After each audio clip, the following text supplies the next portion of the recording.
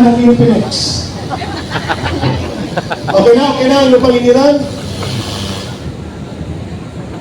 Everybody, ilagay po natin ang ating mga kamay sa ating dibdib. At sana habang inaawit natin ang ating pambansang awit, mga kapulisan, pakinggan po natin at damhin ang ating inang watawat ng ating bayan. Ayun. Na pinagtanggol ng ating mga naging hero ng ating naging pambansang bayani upang manaig ang ating demokrasya ng ating bayan. Okay na? Okay, start it.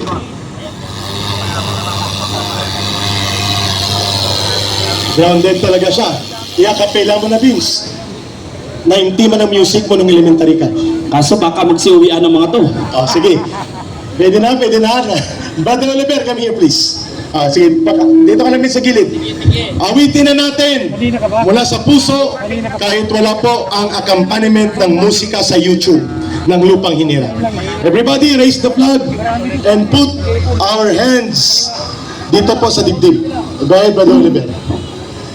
Bayang magilim, perlas ng silanganan, alab ng puso'y salitin mo'y buhay. Ang pambansang awit ng Rewind. Pilipinas. Okay, go. Bayang magilim, perlas ng silanganan, alab ng puso, salitin mo'y buhay. Upang hinirang, sila ng magiting, sa mandulupin, di ka pasisingin, sa lalatang tulog sa simulan, sa langit ang magaw, kailan ang tulangaw, isang pagkayang minamahal, ang isang ng watawat mo'y nabuhay na nag-iibig, ang inuwi at araw niya, kailan pa ay mag-iibig, yung pag-aaraw na wala din pagsinta, buhay na isang ibig mo. Ang bigaya naman ay mag-amin, ang mamatay ng dahil sa'yo. Damdamin natin ang huling linya. Aming ligaya. Ang mamatay ng dahil Sa'yo. Yan po ay panawagan ng ating bayan para sa bawat Pilipino na nagmamahal ng demokrasya at kalayaan. Ang kalayaan at demokrasya, Vince, ipinaglalaban, hindi inihingi, hindi niluluhuran. Ito'y ipinagtatanggol, ito'y ipinaglalaban. Please remain standing and we will call on Brother Oliver Reyes to lead our community prayer. And then prepare ka, retired Brigadier General Warlito Salonga Pascual Daos. Go ahead, Brother Oliver. Manalangin po muna tayo sa Amang Diyos sa buong may kapal.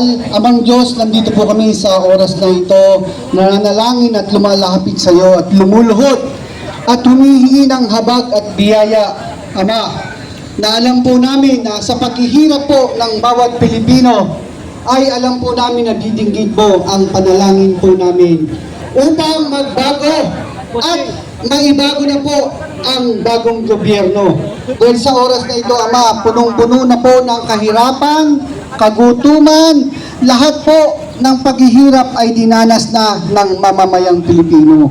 Kaya sa oras na ito, Ama, didinggit po namin at kami po nananalangin sa inyo na bigyan mo po kami ng kalakasan, lahat ng nandito, ang aming Tatay Rani Ludvicos, ang aming konsyal, nagpapasalamat kami, Ama, dahil patuloy siya na talagang pinaglalaban ang mamamayang Pilipino at ang bansang Pilipinas. Ang mga kapulisan na nandito, ang 12 senator na mga demonyo, kami po ay nananalangin sa kanila na magkaroon po sila ng isa pang kaisipan na makita po namin na talagang lugbok na sa kahirapan ang bayang Pilipino. Kaya sa oras na ito, mabigyan po ng kalakasan ang bawat isa sa amin dito. Ang 18 Marines na nandito na po at buksan din po ang kaisipan ng ating DILG Secretary John B. Cremulya, ang mga kapulisan na nandito, ang mga NBI, Ang mga makabayad black na nandito, sana po magsama-sama tayo. Itaguyod po natin, baguhin ang ating gobyerno, palitan po natin ang ating presidente, at makamit po natin ang kalayaan at kapayapaan ng ating bansang Pilipinas. Kaya sa umagang ito, muli po kami nagpapasalamat, and everybody say Amen. Amen. Maraming salamat, Brother Oliver Reyes. Sa simpleng pagpupulong-pulong natin sa harap ng Senado, pakinggan natin ang boses ng isa sa mga retirees from the Uniformed Services, si dating Brigadier General, retired, Warlito Daos. Yan, para hindi ka na siya na mainit. Umaga po sa inyong lahat. Ako po ay nagpapasalamat. Dumating po yung tropa namin, mga retired the Manila Finest, mga retired na PNP Police po. Pinamumunuan po ni Colonel Opiasa. Colonel Opiasa, paki-coordinate niya sa police dito, kapayagan yung Retired Colonel Opriasa ng Manila Police District dati. yung Yung lead wall. red, yung ano natin, yung Green siya tayo pero lead wall siya. Okay. red wall, Lead wall. as per request ni Tatay Rani. Total, hindi naman ito makakaabala sa ano. Colonel, paki-coordinate. Narito po kami, 10 ng aking mga kasamahan, mga retirees ng PNP, guardians, na mostly po ay sa armed forces, ng iba't ibang uniform, Kaya Daos, excuse me sir. Pwede na daw ipasok ang LED wall.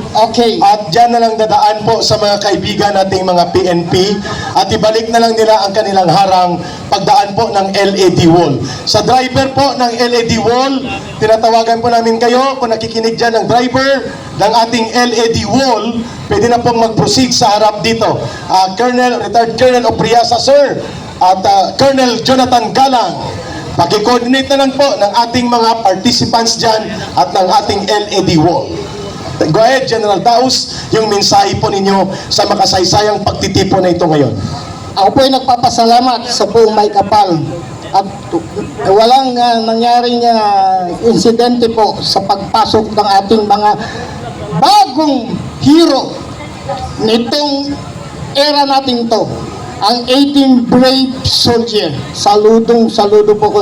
Ibulatlat niyo po lahat ang ating mga ebidensya at lahat ng magnanakaw sa ating lipunan, sa ating bansa.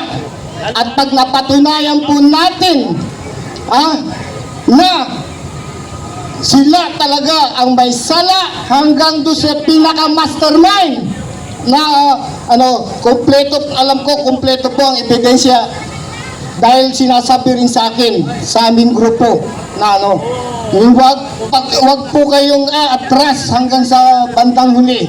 Ito na po ang simula ng kalayaan at mabawi natin ng dignidad ng Pilipino. Itong mga fake, dahil hindi ko kinikilala yung 12 senators na nag-take over daw kahapon. Although Supreme Court lang ang meron tayong legitimate, legal ng Senate President, si Senator Alan Cayetano. Ating gobyerno na sa loob na ng Senado, ang kapatid ng kanilang bulldog na ombudsman na si Boying Rimulya, ang kanyang kapatid na si DILG Secretary John Vic Rimulya ay nasa loob na ng Senado. Ang 18 Marines at mga testigo mukhang hindi makakapasok sa loob ng Senado, pero ang mga nagtatabon-tabon at nagtatakip sa katotohanan ng pandarambong sa ating lipunan at kabulukan ng gobyerno ni Marcos, libre na makapasok sa Senado. Aantayin natin kung ano ang magiging paninindigan ng 10 natitirang the great remaining 10 senators in the Senate plus yung 2 na ngayon ay hindi nila kasama, si Senator Bato de la Rosa, si Senator Jingo Estrada.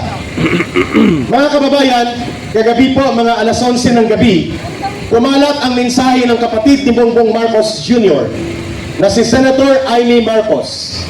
At ang binabanggit ni Senator Amy Marcos alas 10 ngayong umaga, nananawagan siya sa sambayanang Pilipino na tumungo sa lansangan sa labas ng Senado upang maging bahagi ng pagtatanggol sa institusyon ng Senado, pagtatanggol sa katarungan at katotohanan, kung saan kung hindi matutuloy sa loob ng Senado ang tinatawag na Senate Blue Ribbon Committee investigation, gaganapin natin ang Senate Blue Ribbon investigation dito sa lansangan mismo sa labas ng Senado. Payag ba kayo, mga kapatid? Payag ba kayo, Captain Ray Valeros? Payag ba kayo, mga kababayan? Ayun! Kumuha ka ng isang microphone, samahan mo dito. Si Ka Eric Padre Oliver, where are you? Halika kayo, mga kababayan. Sa oras na ito ay magsisimula po ang ating countdown at panawagan. Ang Senado ay hindi pagmamay-ari ni Marcos Jr. Ang Senado ay hindi pagmamay-ari ng 12 hudas ng mga senador na ngayon ay ginagamit ni Ginoong Marcos sa pagtatabon-tabon sa kanyang kriminal na pananagutan, sa kanyang pananagutan sa pandarambong at pangungurakot sa kaban ng bayan. Ang Senado bilang institusyon at haligi ng lehislatura at bahagi po ng instrumento sa check and balance of democracy ay pagmamay-ari ng soberenya at kapangyarihan ng taong bayan. Tama? Kaya ang Senado po, kung hindi papayagan physically sa loob gumawa ng Senate Blue Ribbon Committee investigation, mga kababayan, ang ating dapat gawin ay ang pagkakaroon ng Senate Blue Ribbon Committee direkta mismo sa hanay ng mga mamamayang Pilipino. Tama? So samahan ako ni Brother Captain Ray Valeros from United People's Initiative at Brother Benj Dizon. Benj Dizon. Sana si Benj parang high na haya, parang hype na hype pa. Kuya Eric, ito yung pagkakataon na baka pwedeng sagutin mo yung katanungan natin. Nakikita natin yung alyansa ng Makabayan, Dilawan at saka administration. Ano yung masasabi mo dahil kahapon at mga nakarang araw pa, nakikita natin talaga yung hatak nila, bayaran talaga yon at bilib ako, ang nagdadala lang yung nagchat-chat eh. Pero yung mga nakasunod sa kanila, hindi nila alam kung ano yung dahilan, bakit sila nandito. So, ang tanong ko sa iyo, Kuya Eric, ganito. Ano ba talaga yung galaw ngayon ng Makabayan, bakit sila nag-alyansa sa Dilawan at sa Rehimeng Marcos? Kuya Eric. Magandang tanong yan, mga kababayan.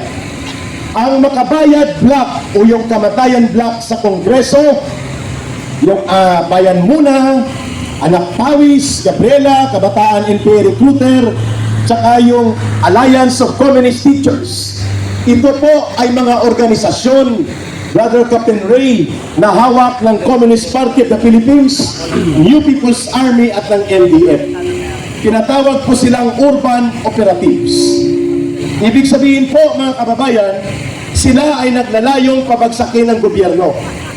Para mapabagsak ang gobyerno, ang isang klasiko na taktika nila is mag-infiltrate sa gobyerno. Dito ka ba, Captain Ray? Nag-feedback ka. Dito. Ang ibig sabihin po, join the government to destroy the government. Yun po yun. Ibig sabihin po, si Marcos at sila Romualdez nagpapagamit at nagkagamitan sa mga komunistang urban operatives para pahinain ang gobyerno. Sa pagkadesperado ng gobyerno ni Marcos na magkaroon ng suporta sa poder dahil ang taong bayan ayaw sa kanya, ginamit nito ang mga kalaban ng kanyang kalaban. Ang prinsipyo naman dyan, mga kababayan, ay the enemy of your enemy can be your friend. Ang kaaway ng iyong kaaway ay pwedeng gamitin mo na maging kaibigan. So kaaway po ng Duterte Good Government Projects and Programs ang CPP, NPA, NDF dahil nilalabanan po ni Pangulong Duterte at ng kanyang pamumuno at ng uri ng kanyang politika ang terorismo. ang kriminalidad, ang droga, ang sindikato at mga kurakot. Lahat ng ito ay ginagawa ni Marcos. Kaya kailangan niya ng lumalaban sa mga Duterte. Ginagamit po ang makabayad o kamatayan black na ito para lituhin at linlangin ang taong bayan. Pero hindi tayo mapayag. Sapagkat ang hanay ng mamamayan na nagmamahal sa tamang pamamahala, matino at matuwid na gobyerno ay higit na mas marami kaysa mga urban operatives na ito na pinupunduhan at ginagamit ni Marcos para umatake sa mga Duterte. Yan ang tinatawag na classic divide and rule, and then let your enemy become your friend for a while you are still using them to destroy your main enemy. Sino ang main enemy ni Marcos? Ang mga Duterte. Dahil hindi siya papayag na magiging matino ang gobyerno, walang korupsyon at walang pandarambong. Sino ang apektado kapag Duterte ang namumuno o may kaparehong programa sa mga Duterte? Ang CPP, NPA, NDF. Kaya sila ang pinaka-conveniente na makakaalyado at magagamit ni Marcos. Maraming salamat, Kuya Eric. Ito po ang ating pagtatanong. Ito po ay hindi haka-haka. Ito ay base mismo sa personal experience ni Kuya Eric. Alam natin lahat, dati siyang kadre at ngayon nasa gobyerno, tumutulong siya sa panahon ni PRRD. So may pinagmumulan ang kanyang mga sinasabi sa atin. Kuya Eric, pangalawang importanteng tanong. Yes! Bakit? Bakit? Ang kagaya mo na nagsasabi ng katotohanan, ang kagaya ni Major General Romy Pukis na nagsasabi ng katotohanan, Respicio Kiko Barsaga. Kiko Barsaga, bakit lahat na nagsasabi ng katotohanan, kinakasuhan, ikaw multiple cases, Yes. bakit ang harapang pagparada ng mga CPP, NPA, Makabayan Black, na alam natin sila naggugulo sa bansa, bakit harapan? Hindi masawata ng ating gobyerno, hindi masawata ng DILG, hindi nila magawa ng paraan para ito ang kasuhan, harapan nagmamarcha, CPP, Correct. NPA. Pakisagot, Kuya Eric. Sapagkat sila po ay magkakasabwat upang ilugbok ang gobyerno. Kapag nagkagulo ang gobyerno, mahina ito upang lumaban sa CPP, NPA, NDF. Ang layunin po, Captain Ray Baneros, ng CPP, NPA, NDF ay magkagulo. Pag nagkagulo at walang gobyernong matino na umaharap sa kanila, pababagsakin nila ang gobyerno at sila ang mag-agaw ng kapangyarihan. That is why they pretend to be joining the rallies, but they are funded and protected by Marcos. Ang tawag po dyan, Tactical Alliance.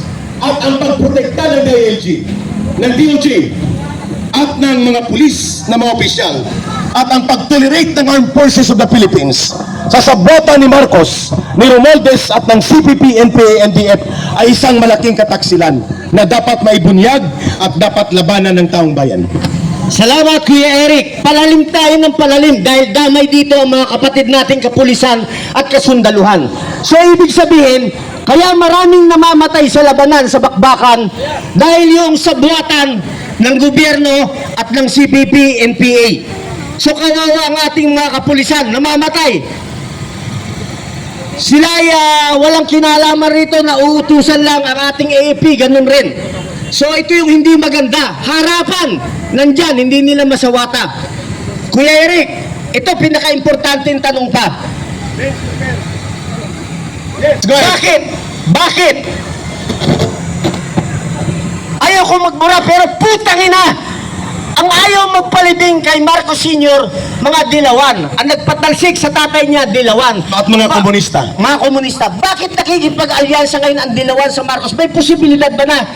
Mag-join muna tayo, dilawan, Makabayan, Marcos, mag-join tayo para pabagsakin ang Duterte. And later on, pag wala na Duterte, ang gagawin ng liberal Makabayan, pabagsakin naman si Marcos. That is correct. Mga kababayan, Pakisagot tama po kay yun. Eric. Tama po yun.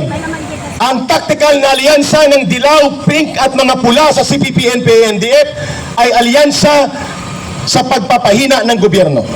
Kapag si Marcos ay nalulong at nalubog dito sa korupsyon at nagagalit ang taong bayan, ang unang sasakay sa kilusan ng taong bayan na magpapabagsak sa kanya ay mismo ang CPP, NPA, NDF at mga dilaw at pula para sila ang mag-agaw ng inisyatiba. Yun ang hindi natin papayagan. Sapagkat ang mga CPP, NPA, NDF at dilaw at mga pink na mga balahibo ng kaalyado ni Marcos, kasabwat sila sa pagtatanggol ng korupsyon at plunder habang pinapahina nila si Marcos, pinapahina nila ang gobyerno, and eventually aagawin nila ang kapangyarihan. Captain Ray, tawagin ko lang si Brother Benz at siya muna at ready lang kayo dyan. Captain Ray, thank you for the interaction sa inyo, sa grupo nyo sa UPI. Brother Benz, go ahead. Kaka-announce lang po, approaching na ang ating mga kasamang 18 Marines. Antabayanan po natin at sabay-sabay po natin silang sasalubungin dito. Mag-ready. Mag-ready po tayo at alam ko medyo marami-rami na rin naman tayo. Sama-sama nating paglaban ang 18 Marines laban sa mga haharang sa kanila. Okay, tama yun, Brother Vince. At sa ating mga technical operators, parating na sila. Mga 15 minutes, 15 to 20 minutes. Captain Ray, ready lang kayo dyan.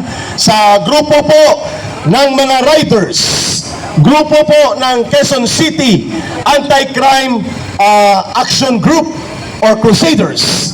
Sa mga grupo ni Onins, nandito pa ba si Onins? Nandun sila nag-join. Sa mga independent bloggers and political commentators, ready ang mga cellphone at higit sa lahat, ready ang power bank. Alam na. Okay, para hindi tayo maputulan ng supply base. Ang ating programa, whole day po tayo dito at ang mga dancers, mga political dancers ng Trililing at ng Bangag Music, Loyalistang Bangag, i-ready po ang mga political dancers para po magiging malakas ang ating pagbuhos ng ating mga sentimiento at mga pagpapahayag